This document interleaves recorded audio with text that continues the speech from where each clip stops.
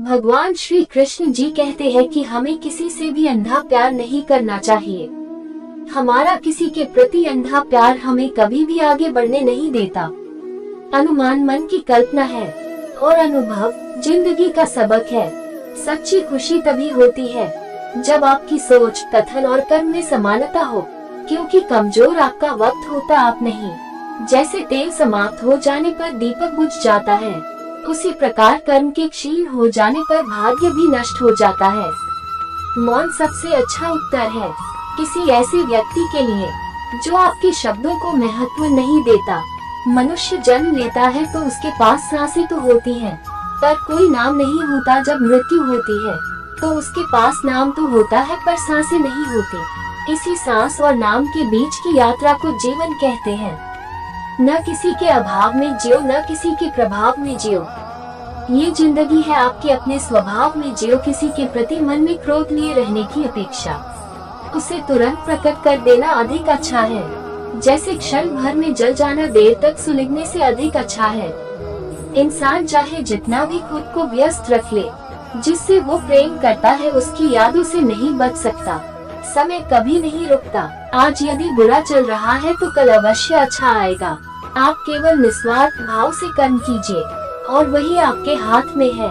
हमारी आस्था की परीक्षा तब होती है जब हम जो चाहे वो न मिले और फिर भी हमारे दिल से प्रभु के लिए शुक्रिया ही निकले।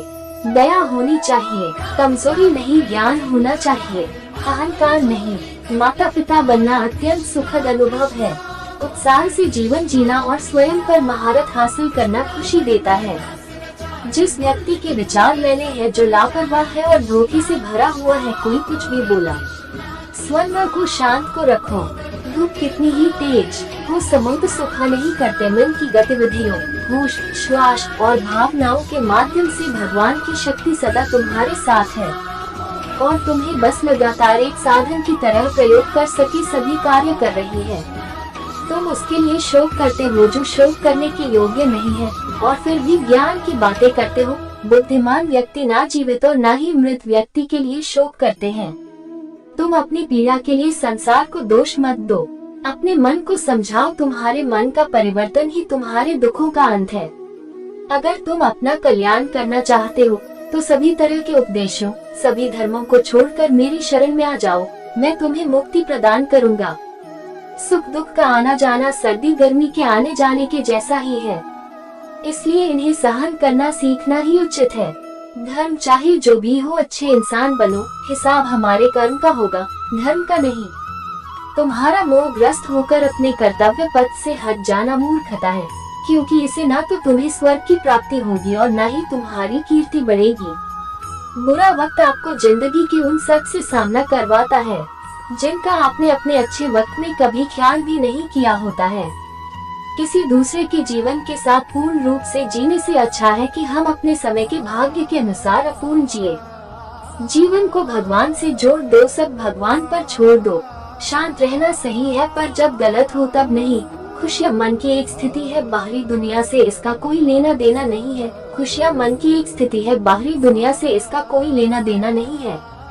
जीवन न कल में है न आज में है, जीवन इस पल में है। इस पल का अनुभव ही जीवन है। हम दुनिया से कभी शांति नहीं पा सकते जब तक हम खुद अंदर से शांत ना हो। मनुष्यों को मोह माया में पड़कर अपने कर्तव्य को नहीं भूलना चाहिए। मनुष्य की इच्छाएं अनंत है। यदि इच्छाएं पूरी नहीं होती तो क्रोध बढ़ता है और इच्छा पूरी होती है तो लोभ बढ़ता है। इसलिए जीवन की हर स्थिति में धैर्य बनाए रखें तथा इच्छाएं सीमित रखें। अगर तुम मनुष्य अपना कल्याण चाहते हो तो सभी उपदेशों, सभी धर्मों को छोड़कर मेरी शरण में आ जाओ। मैं कृष्ण तुम्हें मुक्ति प्रदान करूंगा। कर्मयोगी अपने मन और बुद्धि की शुद्धि के लिए ही अपने शरीर, मन, बुद्धि और इंद्रियों के साथ आसक्ति रहित होकर कर्म करते हैं। हे अर्जुन, मैं सर्वज्ञ हूँ। मैं इस सृष्टि का रचनाकार हूँ। मैं भूत, वर्तमान और भविष्य के सभी प्राणियों को तथा उनके विचारों को जानता हूँ, किंतु वास्तविकता में कोई नहीं जानता है, न ही समझता है। लोग कहते हैं अपनों के आगे झुक जाना चाहिए, किंतु सच बात तो यह है जो अपने होते हैं वो कभी यह प्रकृति है जो सभी गतियों का कारण बनती है। अहंकार से मोहित मूर्ख उस धारणा को धारण करता है जो कहती है मैंने किया, गर्मी और ठंड, सुख और दर्द की भावना इंद्र।